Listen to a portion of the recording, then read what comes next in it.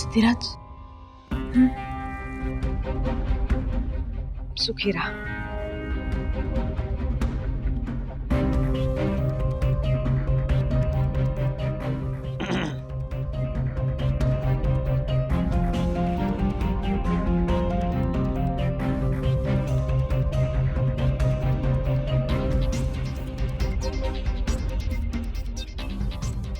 हम्म. हम्म.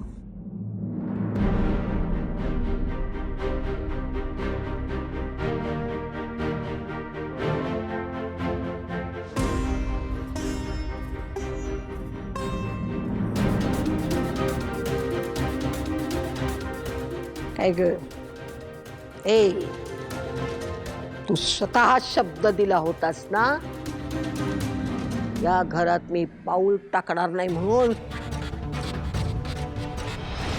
तू स्वतः पत्र लिहून दिली होतीस. काय ग स्वतःचा साधा शब्द तुला पाळता आला नाही. मी कधीही माझा शब्द मोडत नाही म्हणून मारे डंके मारत फिरत असतीस. मग काय झालं बाई तुझ्या त्या लाख मोलाच्या शब्दाला. आजी, असह्य व्यक्तींना कोंडीत पकडणं तुला बरं वाटतं का ग? एक गोष्ट लक्षात ठेवा, आपल्याकडे जेव्हा पॉवर असते ना तेव्हा ती कशी आणि कोणावर वापरली पाहिजे हे सुद्धा कळलं पाहिजे.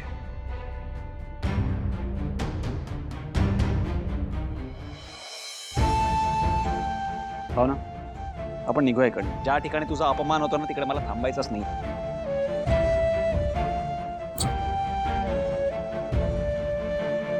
हा सिद्धू, हिनं कुठेही जायचं नाही. तुझी मॅडम या घरात राहू शकत नाही सिद्धू. मी पण बघतो ना तुम्ही मला कसं अडवता ते. चल सिद्धू थांब. हिला तू वर घेऊन जाऊ नकोस. थांब सिद्धू. सिद्धू सिद्धू थांब. ए अवलक्षणे.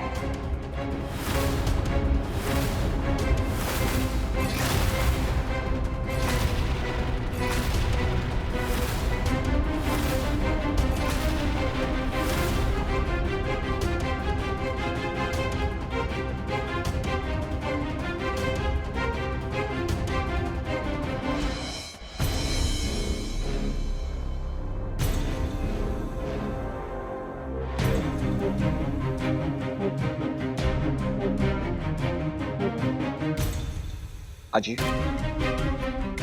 पुन्हा तो शब्द वापरलास ना तर मी कुठल्याही गोष्टीची तमा बाळगणार नाही.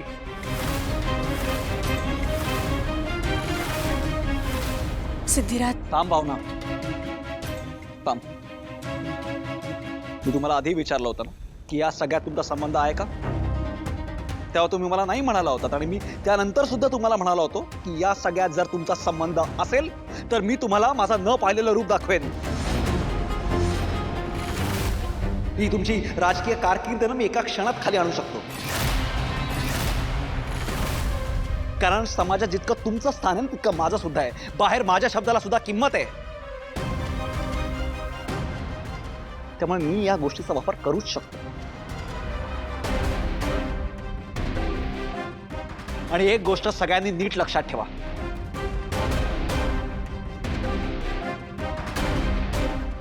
यापुढे भावनाला कोणी काहीही बोलणार नाहीये.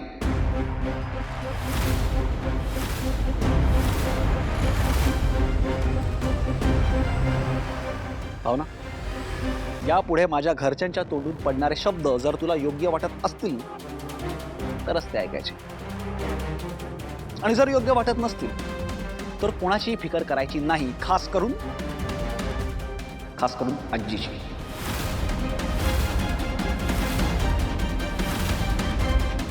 तिचा मान वगैरे राखायची काही गरज नाही.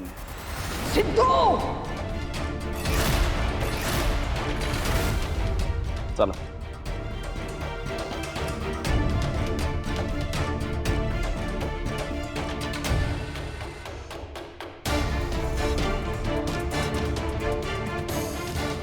सिद्धू माझा मान राखायचा नाही.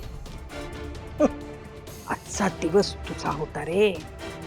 काय पाहिजे ते बोललास तू मला. एक लक्षात ठेव, हे तुझे दिवस कधी ना कधीतरी पालटतील आणि हा तुझा सगळा माज आहे ना, माज तो मी स्वतः उतरवेन. सुलक्षणा सर्जेराव गाडे पाटील.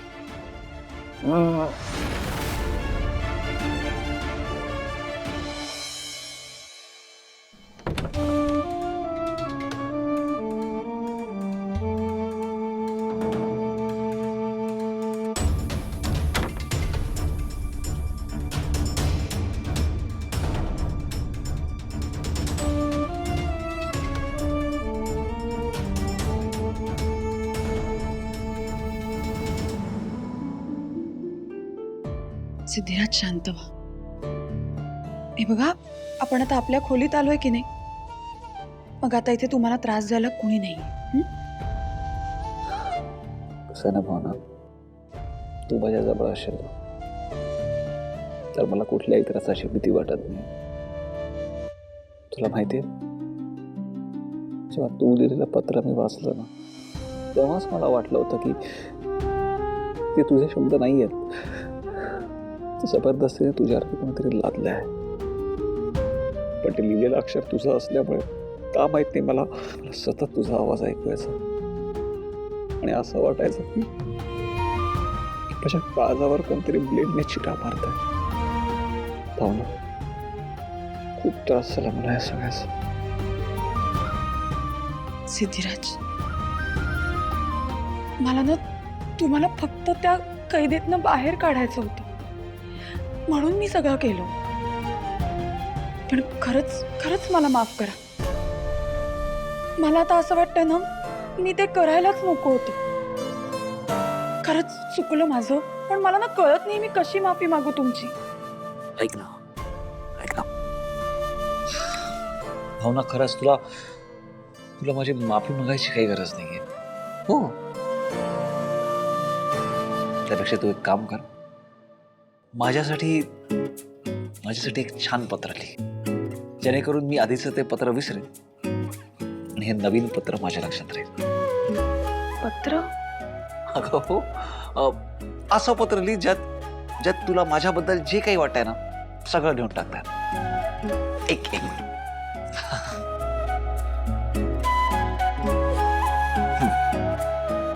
तुला मी का आवडतो ते आहे पत्र.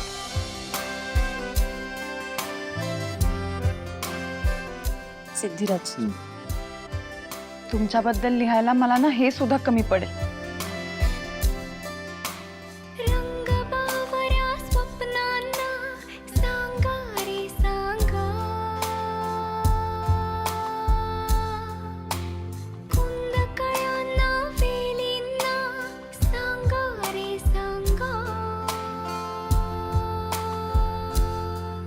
हे भास होते कसे, हे नावोठी कुणाचे, का सांग वेड्या मना, मला भान नाही जगाचे. मला वेड लागले प्रेमाचे. झालं.